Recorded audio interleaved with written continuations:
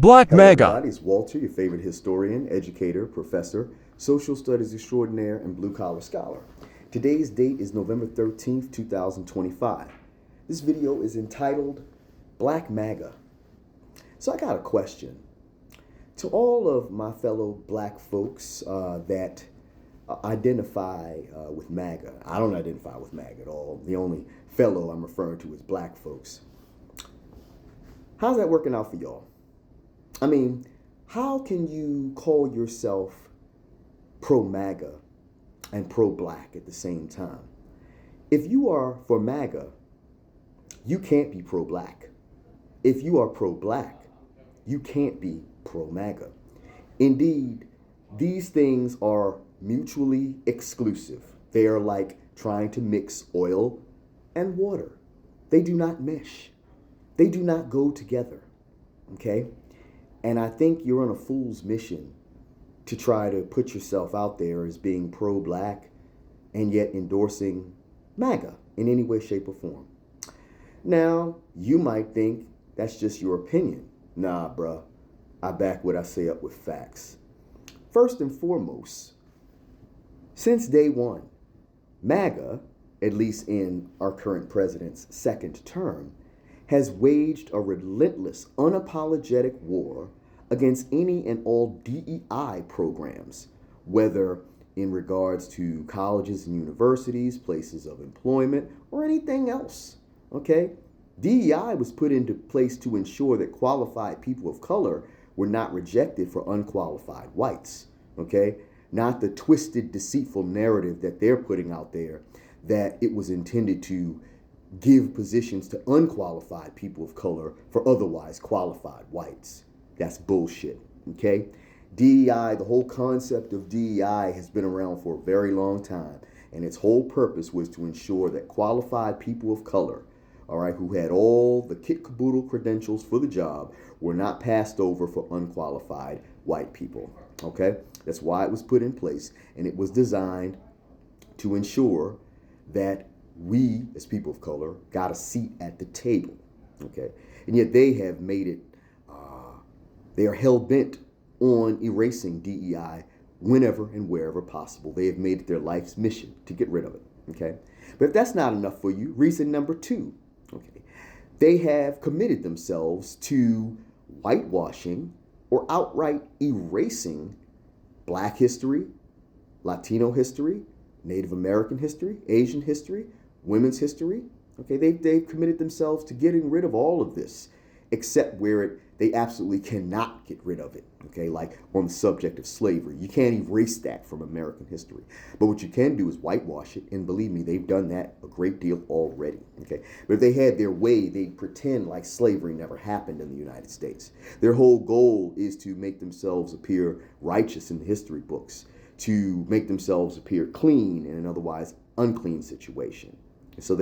So we've got a war against DEI. We've got them attempting to whitewash or completely erase the history of people of color and women. Right? But that's not enough for you. They are also flipping and inverting the purpose of federal civil rights laws, such as the Civil Rights Act of 1964 and the Voting Rights Act of 1965, to protect against quote-unquote anti-white discrimination. In America, you heard me right. Anti-white discrimination. For me, in the United States of America, that concept is an oxymoron. As white people are the majority in this country, who's discriminating against white people that would inhibit their legal ability to gain access to anything? I'll wait. Yeah, I can't think of anything either. So, federal civil rights laws that were designed to prohibit and essentially protect minorities, okay, are being inverted and flipped to protect the majority, theoretically, from discrimination against the minority, discrimination by, rather, the minority. So the majority is feeling discriminated against by minorities? Okay, well, if that doesn't convince you, all right, then look at all the shucking and jiving black people like Tim Scott and Byron Donalds that have been bootlicking and boot kissing and butt kissing Donald Trump since day one. And what has it gotten them? Absolutely nothing. All right. They're sitting around looking like absolute fools playing this MAGA game. Black people who love MAGA, they play it in your face. When are you going to wake up and realize that? They don't give a shit about you. They're using you as pawns to further their own agenda, aka Project 2025. MAGA doesn't give a shit about people of color or women.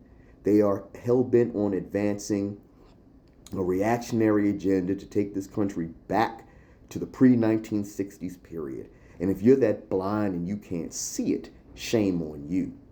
To call yourselves pro-black and yet loving MAGA, you're weird, to say the very least. And then you dare to invoke our leaders from the past, Malcolm X and Martin Luther King? You think either one of them would have supported MAGA? Are you freaking kidding me? Get the frick out of my face, okay? One day I can only hope that you all wake up and see the forest for the trees, that MAGA is not about the advancement of people of color at all. We could hope that they would just leave us alone, but they're not content with doing that. They're content with taking us backwards.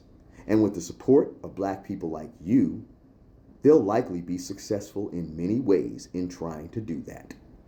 Now, once you do realize that, and hopefully it doesn't slap you in the face too hard when you come to this realization, we'll be ready to welcome you back in the fold to reality. Okay? But until then, take care of yourselves and don't get steamrolled with delusion in the process. Okay? Professor Shelton, the Blue Collar Scholar, signing out. Have a great day.